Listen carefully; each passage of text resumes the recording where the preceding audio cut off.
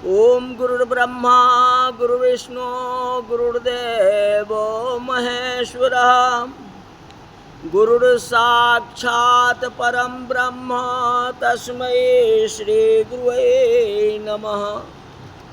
आज की कथा, राम 16 वर्ष के हुए हैं। विश्वामित्र जी अयोध्या आते हैं। विश्वामित्र जी विश्वामित्र जी के यज्ञ में राक्षस बाधा करते हैं। बाधा से ऊब करके आज अयोध्या में विश्वामित्र जी आए हैं। सबसे पहले सरयुग जी में स्नान किए हैं। देखो, सरयुग स्नान का महत्व सबसे ज्यादा है। चाहे कोई भी तीर्थ का स्नान करो, तीर्थ तो तीर्थ ही है। ये तीर्थ में सरयुग का सबसे बड़ा महत्व। दोहा में है, जो कोटि कल्प काशी बसे, मथुरा कल्प हजार, एक निमिष सरयुग जी बसे, तुले न तुलसी दास। सरयुग जी की महिमा बहुत है। सरयुग में अनेक घाट हैं जिसका अलग अलग नाम है। जैसे ऋण मोचन घाट है, स्वर्ण घाट है इत्यादि। भगवान कृपा करे आपके जनजीवन में थोड़ी अनुकूलता मिले तो 1 महीना के लिए अयोध्या चले जाओ या चित्रकूट चले जाओ। अयोध्या और चित्रकूट का महत्व सबसे ज्यादा है। बहुत आनंद आएगा। कहते जब तुलसीदास जी स्वयं नहीं वर्णन कर पाए तो और क्या। चित्रकूट में आज भी कलयुग का प्रभाव बहुत कम दिखाई पड़ता है। सतयुग का दर्शन होता है। इधर कलयुग का प्रभाव जो है बहुत बढ़ गया है। अगर मन में शांति नहीं मिलती, परिवार में शांति नहीं मिलता, तो अयोध्या या चित्रकूट चले जाओ। वहां जाने से शांति मिल जाएगी आपको। अयोध्या जी की बड़ी महिमा है। ये नहीं कहते जो घर से निकल जाओ, मान लड़ाई हुआ तो चलो चलते अयोध्या जी, ऐसा नहीं करो। सबसे बड़ा गृहस्थ आश्रम परिवार है। परिवार को देखते हुए तीर्थ यात्रा करनी चाहिए। अब परिवार छोड़ करके तीर्थ यात्रा करोगे तो कोई फल नहीं मिलेगा। लेकिन शांति है, ये बात नहीं है। अब शांति है तो सबके सब अयोध्या चले जाए, ऐसा तो नहीं है। परिवार को देखते हुए, परिवार को नहीं छोड़ना। अयोध्या की तो महिमा है ही, चित्रकूट की महिमा तो है ही। अगर अयोध्या चित्रकूट की महिमा नहीं होती तो तुलसीदास जी वहाँ बैठ के रामायण क्यों लिखते? और जगह लिखते, अयोध्या में क्यों लिखे? चित्रकूट के घाट पर क्यों लिखे? आप कहते हो ना, चित्रकूट के घाट पर भई संत के भीड़, आ तुलसीदास चंदन घिसे, आ तिलक करे रघुवीर। तो पहले तो चित्रकूट ही आया है ना, बाद में अयोध्या और काशी आई है ना। यही बात है ना। कहते अयोध्या जी में एक एक घाट में स्नान करने की महिमा है। जैसे ऋण मोचन घाट है, वहां स्नान करने से किसी भी जीव का जान में या अनजान में ऋण हो, कर्ज हो, तो कर्ज से वह उरीन हो जाता है। उस घाट की इतनी बड़ी महिमा, इसलिए इस घाट को ऋण मोचन घाट कहा गया। आप कभी अयोध्या जाएं तो याद करके राम घाट में स्नान करो। राम घाट सब लोक नहाए, है कि नहीं। अयोध्या जी में 3-4 किलोमीटर दूरी पर है। अयोध्या से 3-4 किलोमीटर दूरी है राम घाट। इस समय वहां घाट नहीं है, सरयुग की रेती है। अब तो बहुत कुछ हो गया, मोदी जी जब आ गए हैं और योगी जी आ गए तो बहुत विकास हो गया, लेकिन पहले की बात है, पहले तो रेत ही रेत था वहाँ। ये घाट जो है हजारों वर्ष पहले की घाट बनी हुई है, आज की घाट नहीं बनी हुई। सीताराम जी वहां स्नान करते थे, कहाँ? राम घाट। उस भूमि के परमाणुओं में ऐसी दिव्य शक्ति है जो हृदय पिघल जाता है, सात्विक भाव जागता है। प्रातः काल में 4 बजे श्री राम घाट में स्नान करके वहां सरजू जी के किनारे बैठ के सीताराम मंत्र का जाप करो। कहते आस्तिक हो या नास्तिक, सज्जन हो या दुर्जन, पापी हो या धार्मिक, कोई भी हो, उस घाट की इतनी बड़ी शक्ति है जो सबको सात्विक भाव जगा देता है। जब आप अयोध्या जाएंगे, राम घाट में स्नान करेंगे और राम घाट पर बैठ के सीताराम सीताराम मंत्र का उच्चारण करेंगे, तो चाहे पापी हो या चोर हो या डाकू हो, कोई भी हो, थोड़ा काल के उसका हृदय पिघल जाता है। फिर घर पर आके वो कुछ भी करे, उससे नहीं है, वहाँ जो उसको हृदय पर प्रादुर्भाव होता है, हृदय पिघलता है, क्योंकि वहाँ शुद्धता है, आनंद है। ऐसा लगता है कि साक्षात सीताराम जी वहाँ विराजमान है। अयोध्या के महिमा को कौन वर्णन कर सकता है? कहते तुले न तुलसीदास, जब तुलसीदास जी नहीं कर पाए तो हम और आप कहाँ से कर सकते? विश्वामित्र जी सरजू गंगा में स्नान करते हैं, देव ऋषि और पितरों का तर्पण करते हैं। रोज थोड़ा भी तर्पण करना ही चाहिए। आप लोगों को भी कहता हूँ, जितना हो जाए मंत्र के द्वारा करो, या वैसे भी थोड़ा जल जो है इधर से उधर कर देना चाहिए अपने पूर्वजों के नाम से। संस्कृत में नहीं है तो कोई बात हिंदी में ही बोल करके थोड़ा जल उनको देना चाहिए, जिसको तर्पण कहते हैं। तर्पण से पितृ तृप्त होते हैं, खुश होते हैं। देवताओं को पितरों को नाम लेकर के अगर थोड़ा जल अर्पण कर देंगे तो क्या फर्क है, स्नान तो करते ही हो। अगर नहीं होता है तो कम से कम पितरों का याद तो कर लो स्नान करते समय। टोटी में स्नान तो करते हो, गंगा गंगा एक बार कर लेंगे, राम राम सीताराम कर लेंगे तो क्या फर्क पड़ता है।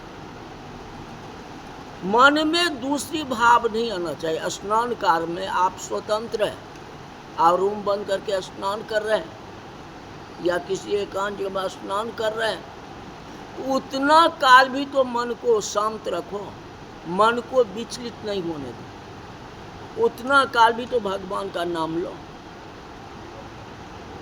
उससे देवता प्रसन्न हो जाते, पितृ प्रसन्न हो जाते। वेदों में वर्णन आता है, जीव इस जगत में 3 ऋण लेकर के आता है। जीव इस संसार में 3 ऋण लेकर के आ जाता है, देव ऋण, ऋषि ऋण और पितृ ऋण। 3 ऋण लेकर के जीव जगत में आता है। ऋषियों का ऋण है, इन सभी लोग ऋषियों के बालक हैं। आपका गोत्र कौन है? तो कश्यप है, तो कश्यप मुनि थे ना, अत्रि मुनि थे ना, ऐसे भरद्वाज जी, ये सारे हैं हमारे पूर्वजों हैं। तो उन पूर्वजों के नाम से तर्पण करना चाहिए, उनको याद करना चाहिए। और नहीं जल देते तो कम से कम याद तो करो 7 ऋषि को। ऋषि को भूलना नहीं चाहिए। सनकः च सनन्दः च तृतीयः च सनातन कपिलः चासुरः चैव वोढुः पंचशिखास्तथा सर्वे ते तृप्तमायान्तु मद्यन्ते नाम्नास्ता। ये तर्पण का मंत्र है। कहते आपका जन्म किसी ऋषि के वंश में हुआ है, ऋषियों का तर्पण करना चाहिए। यह शरीर माता पिता का है। जन्म किसने दिया? माता पिता ही दिया। उस माता पिता को याद आप नहीं करेंगे, वो ऋषियों को याद नहीं करेंगे जो इस संसार की रचना की है। पितरों का उपकार को भूलना नहीं चाहिए। रोज माता पिता को याद करके थोड़ा जल अर्पण कर देंगे तो क्या फर्क पड़ता है? आप भोजन नहीं करा सकते हो तो जल तो कम से कम दे सकते हो। इसको भी श्राद्ध ही माना गया है। भोजन कराना या जल देना दोनों एक ही चीज है। इसको भी श्राद्ध माना गया। विश्वामित्र महामुनि ज्ञानी बसहि विपिन उर आश्रम जानी जहाँ जप यज्ञ योग मुनि करही बसी मारीच सुबाहुहि डरही गाधी तने मन चिंता व्यापी हरि बिनु मरहि न निश्चर पापी। विश्वामित्र बड़े ज्ञानी हैं, तपस्वी हैं। सरयुग जी में स्नान करके तर्पण करते हैं, देवों की पूजा करते हैं। दशरथ महाराज के दरबार में विश्वामित्र जी आते हैं। दशरथ जी महाराज खड़े होकर के उनको सम्मान करते हैं। विश्वामित्र ऋषि गायत्री मंत्र के आचार्य हैं। जो ब्राह्मण दिवस में 3 बार संध्या करता है, गायत्री मंत्र का जाप करता है, ऐसे ब्राह्मण घर में आए तो समझना कि मेरा कल्याण हो गया। कि वह कर्म करता है ना। 3 बार संध्या करना बहुत कठिन है। एक बार तो किसी से होता नहीं है, और जो 3 बार त्रिकाल संध्या करता है उसका महत्व कितना होगा। और जो सतत गायत्री मंत्र का जाप करता है उसका महत्व कितना होगा। कहते ऐसे ब्राह्मणों को निमंत्रण दे करके घर में खिलाना चाहिए। महत्व उसका बहुत ज्यादा होता है, उस घर का कल्याण होता है। विश्वामित्र जी गायत्री मंत्र के आचार्य। दशरथ जी महाराज ने सम्मान किया, खड़े हुए कि आंगन में साधु आए। के ही कारण आगमन तुम्हारा कहत सो करतन लाऊब पारा। कहते आपके आंगन में कोई साधु आए या कोई ब्राह्मण आए या कोई सज्जन आए, कोई भी आए, को जाने किस भेष में नारायण मिल जाए। अगर नारायण ही रूप बदल के आप यहाँ आ जाए, संत के रूप में, ऋषि के रूप में, ब्राह्मण के रूप में, तो कौन ठीक है। तो आए हुए को सत्कार करना चाहिए, सम्मान करना चाहिए, उसमें किंचित कम नहीं करना चाहिए। थोड़ा आप मान दे दोगे तो आपको क्या फर्क पड़ेगा? आओ बैठो, खाना खा लो, पानी पी लो। एक बार कह देंगे तो क्या होगा? उसकी इच्छा होगी तो आपके यहाँ खाएगा या पानी पिएगा या चला जाएगा। यानी एक बार आप बोल देंगे तो क्या फर्क पड़ता है? लोग बोलना भी नहीं चाहता, जब बोल देंगे तो कहीं खाना खाने के लिए बैठ नहीं जाए 1 मिनट के लिए। जो चीज मांगने वाला हल्का नहीं है और देने वाला कोई बड़ा नहीं है। कौन किसको देता है? जो लिखा है भाग्य में, जिसका दाना पानी जहाँ लिखा हुआ वहाँ मिलेगा ही। तो उसमें आप रोक क्यों रहे हो?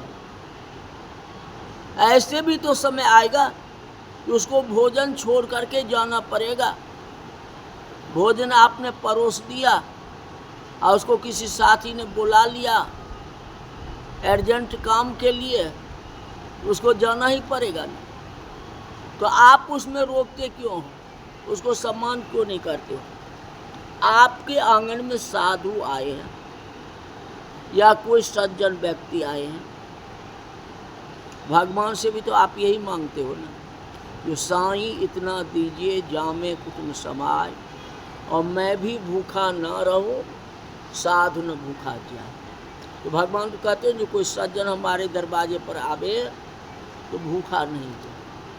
तो भगवान से आप मांगते हैं, ये सज्जन को खिलाते कहाँ, उनको देते कहाँ, तो कैसे हो? तब तो नहीं होगा। तो इस बात को सदा ध्यान में रखें। जैसे दशरथ जी महाराज ने विश्वामित्र जी को सम्मान किया, वैसे हम लोगों को भी कर्तव्य बनता है कि कोई अगर आवे उसका सम्मान जरूर करना चाहिए। कम से कम हाथ जोड़ लेना चाहिए, मीठा वचन बोलना चाहिए। आप कड़वा वचन कहते हो, कहाँ से आया रे, कहाँ रहते हो, क्या रहते हो, वो कह ही नहीं पाएगा। आपका नज़र इतना कड़ा हो जाता है कि आपको नज़र देखे उसको जो कहना भी होगा वो भी आपको नहीं कहेगा, वो चुप हो जाएगा। इसलिए थोड़ा मिठास रखो। आज की कथा यही तक रही। बोल वृंदावन बिहारी लाल की जय।